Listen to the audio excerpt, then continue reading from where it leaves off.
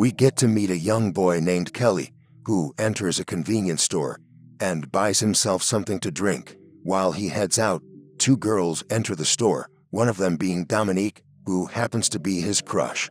She greets Kelly, but her friend kind of scolds her and asks her why is she speaking to that loser. To which Dominique replies that Kelly was the only person that was nice to her at primary school. When Kelly walks out of the store, a bunch of bullies appear and they start picking on him. Dominique walks out of the store as well and tries to defend him, but Kelly can't stand up for himself, which results in the bullies giving him a dive in the trash can and soaking him in soda. Eventually, the store clerk walks out and saves Kelly. Dominique asks him if he is okay, but her friend takes her away, telling her that they are going to be late for school. When Kelly arrives at school, something odd happens, and it turns out that he didn't buy himself a drink, but rather he bought the paper cup in order to eat it. When he walks through the school corridor, he opens his locker and starts chewing on his pencil, eating the gum out. However, he is interrupted when the rest of the students start laughing at him while they watch the video of him being thrown into the trash can. Later, he returns home and greets his mother, Bernice, and tells her that he had a chance to speak to Dominique today.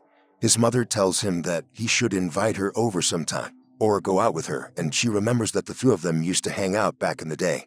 Meanwhile, Dominique is in her room and she finds a photo album where she sees a picture of her standing next to Kelly. The next day, Kelly is low on energy and is lying on the couch while a doctor finishes up examining him.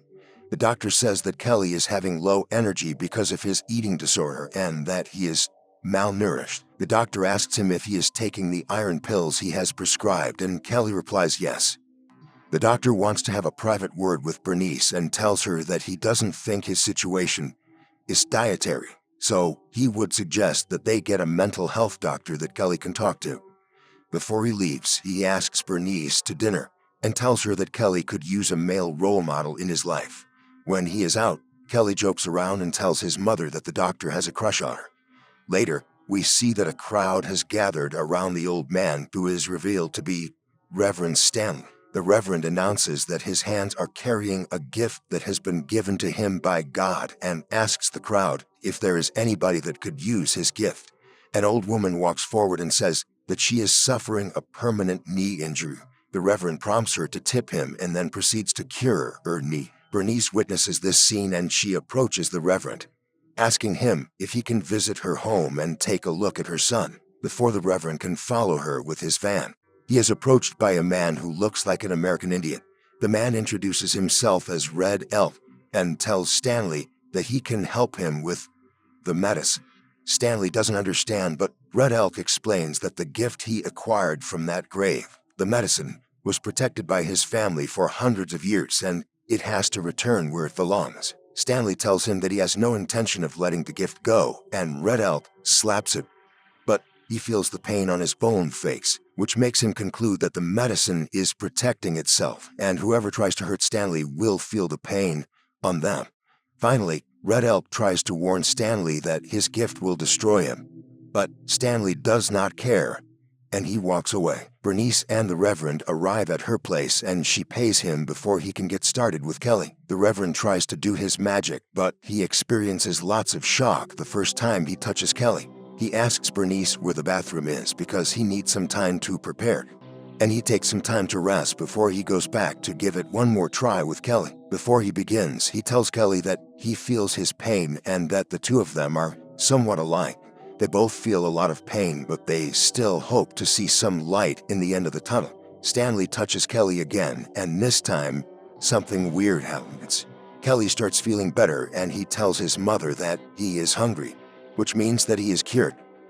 On the other hand, Stanley says he is feeling all the pain and he collapses on the floor.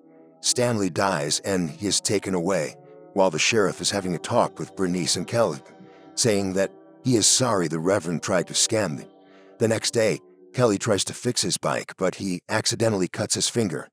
However, the wound heals almost immediately. When his mother walks near him, he tells her that he cut his finger, but it didn't even hurt. His mother is happy he is feeling better, and Kelly exclaims he is invincible. When he rides his bike away, Red Elk appears behind him, indicating that he is watching over him because Kelly is now the bearer of the medicine. On his way, he has to stop because his bike is squeaking, and he meets up with Dominique, who tells him that he was all skin and bone the last time they met, but he seems different. Kelly confirms that he is feeling better, and after Dominique leaves, one of his bullies appears behind him and taunts him for thinking that he might have a chance with Dominique. Kelly taunts him back, and the boy punches him in the gut, but Kelly doesn't feel any real pain. On the other hand, the boy feels the pain in his body. After he tries a couple more times to hit Kelly, he feels the pain in his own body and runs away screaming to Kelly to stay away from him. At school, Kelly's confidence has skyrocketed. In class, he is sitting behind Dominique, whose hair tie drops out of her hair. Kelly smells the tie before giving it back to her, but that very fact triggers his intensified hormones, and he starts fantasizing about Dominique and her best friend being in his place on a warm day and having some action together. While his fantasy unveils, the two girls start feeling really hot until Dominique's friend screams out of pleasure, and Kelly has to run out of the class. That same night, the whole school attends an outdoor party, and Dominique is being annoyed by a boy who likes her. Kelly runs to her aid and tells the group of bullies that it's payback time.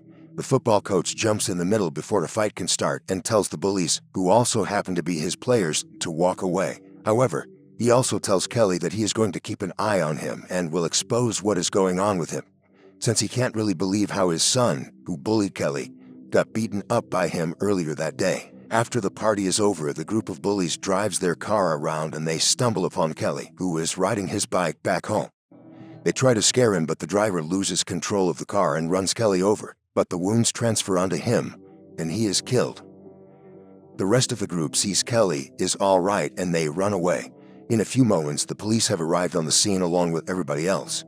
The football coach tells his boys to lie to the officer, and the boys tell him that Kelly was riding his bike in the middle of the road.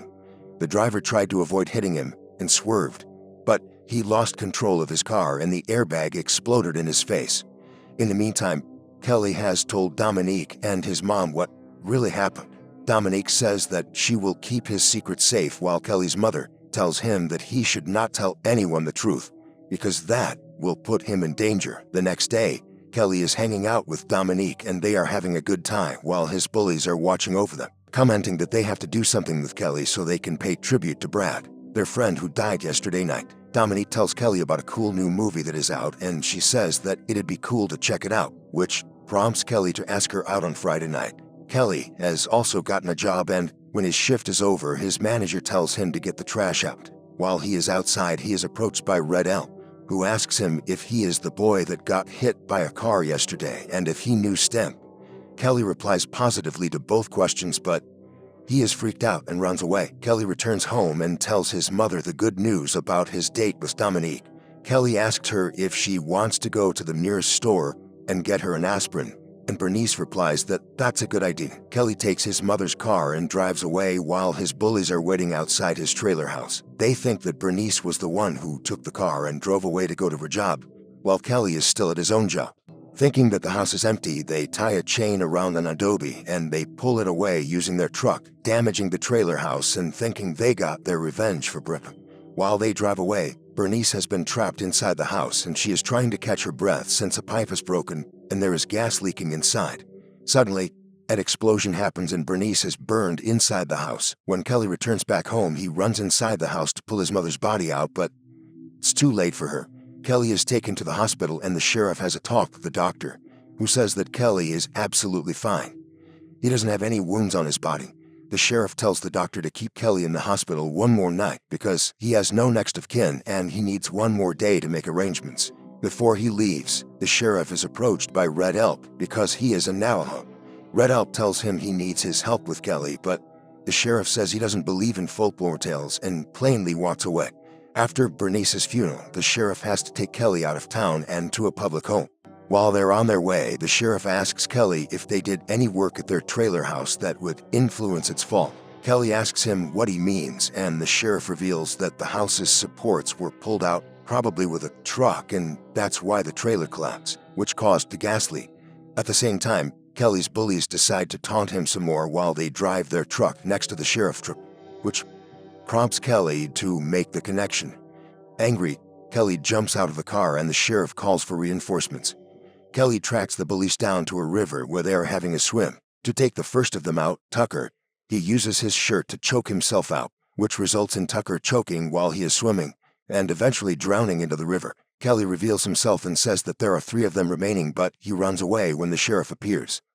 That same night, Kelly pays Dominique a visit and asks him if he really killed Tucker. Kelly admits he did, and he will also kill his friends. But Dominique says his mother would not be proud of him if he did that, and instead, he has to get them to confess they are responsible for Bernice's death, so they can be punished. The next day, Kelly barges into chemistry class and he starts taunting one of the bullies. Things don't go as planned and Tony throws some dangerous acid on his face, which of course results in Tony's face being brutally burnt. The sheriff now believes Red Elk. He finds a piece of rock on Nelson's truck, one of the bullies, and realizes he is responsible for Bernice's death.